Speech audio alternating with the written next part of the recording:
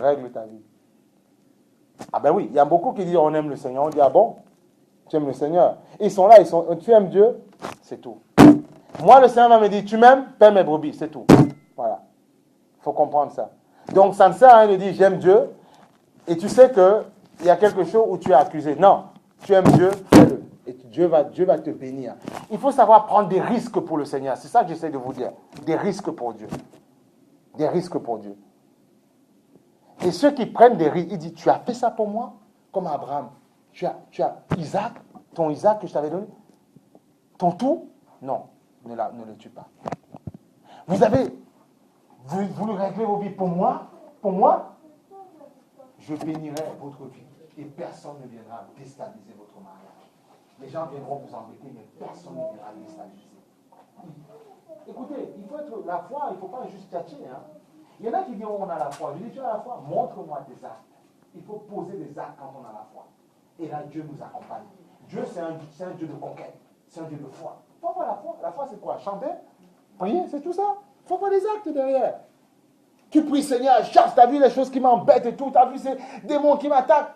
Mais tu as prié. Crois, quand la tentation arrivera, les pensées mauvaises, ou bien tu dis non, au nom de Jésus, je ne te ferai pas, je ne commettrai pas ça. Tu es vaincu. Et là, le diable, il prend un coup, il dit, oh là là.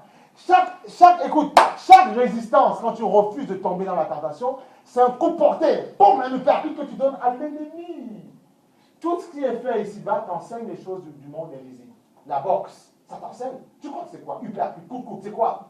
Mawashi, tout ça. Est-ce que tu donnes au diable? Nous, on attaque spirituellement, on ne donne pas les coups physiquement. Au diable. C'est ça, frère. Quand Satan a mal quand tu refuses de tomber dans ces bêtises. Vous comprenez pas? Et nous bénissons Dieu pour son amour, pour sa grande. Donc, il faut comprendre que, qu'est-ce que le Seigneur nous dit? À chaque fois, comme on a dit, à chaque fois que tu commettras une erreur, tu donneras la gloire à Satan à chaque fois.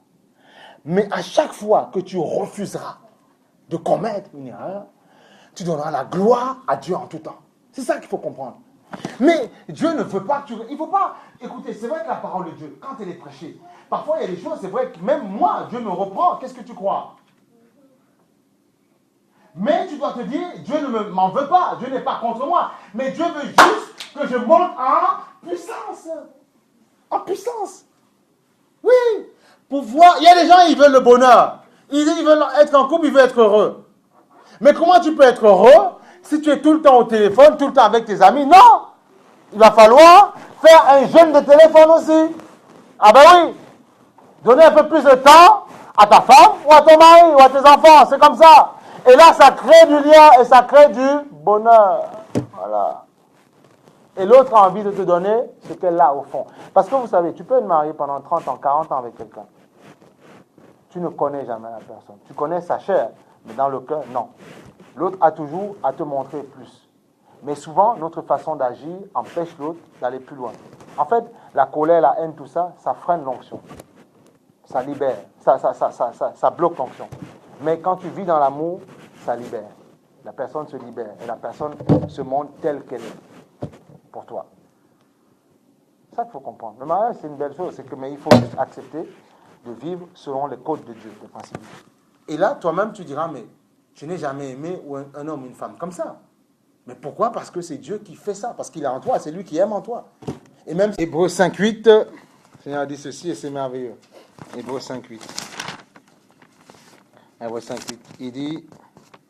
Il dit, le Seigneur, ainsi, regarde, ainsi, bien qu'étant fils,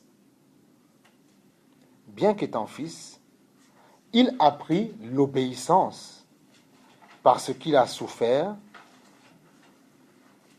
et parce qu'il a été, il dit parce qu'il a appris l'obéissance parce qu'il a souffert, parce qu'il a souffert, tu vois, et parfaitement qualifié,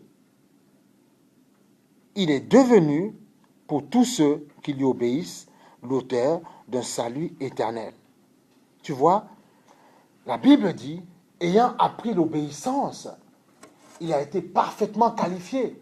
Pourquoi nous refusons d'obéir? Il y a des moments où Dieu va t'apprendre l'obéissance. Parfois, c'est comme moi, ça peut être, je prends l'exemple de tout le monde.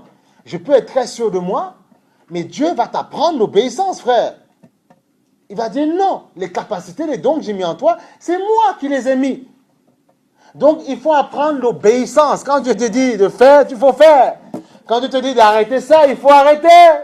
Pourquoi? Parce qu'il y a une bénédiction qui est derrière. Ben oui.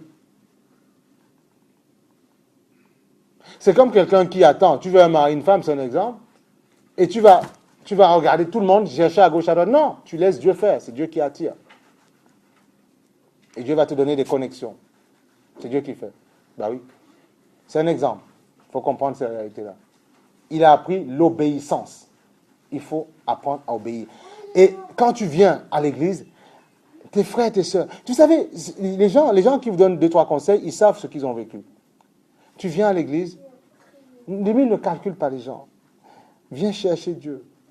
Parce que tu veux qu'il fasse un bonheur dans ta vie. Et tu vas voir ce qu'il va faire. Parce que souvent, dans l'église, dans le culte, on se perd un peu trop dans la familiarité. Et c'est pas bon. On se perd un peu trop. Et puis, après, on peut même se permettre des choses. Non. Et on oublie que le Saint-Esprit est au milieu. Que le Saint-Esprit... Et c'est ce qui est arrivé souvent à des églises. Et c'est là où c'est le piège bas blesse. Parce que les gens perdent, ils confondent la fraternité et puis l'adoration. La fraternité, c'est à ce niveau horizontal pour tes frères et tes sœurs. L'adoration verticale pour Dieu. Et c'est ce que beaucoup oublient. Ils commencent à la familiarité. Le pasteur devient leur copain. tout et n'importe quoi, que les gens, et après, on perd la réalité de Dieu. Et après, on peut rater des bénédictions. Mais il y a des gens qui viennent dans les églises avec d'autres dispositions, frère. Même s'il y a une ou deux personnes, ce n'est pas leur problème. Ils savent ce qu'ils viennent chercher. Et ils voient après des situations se débloquer dans leur vie. Ils voient après Dieu attirer des choses pour eux. Frère, il y a des choses. Dieu est un Dieu de folie. Dieu fait de grandes choses. Soit celui qui soit décidé à voir ce que Dieu a à faire.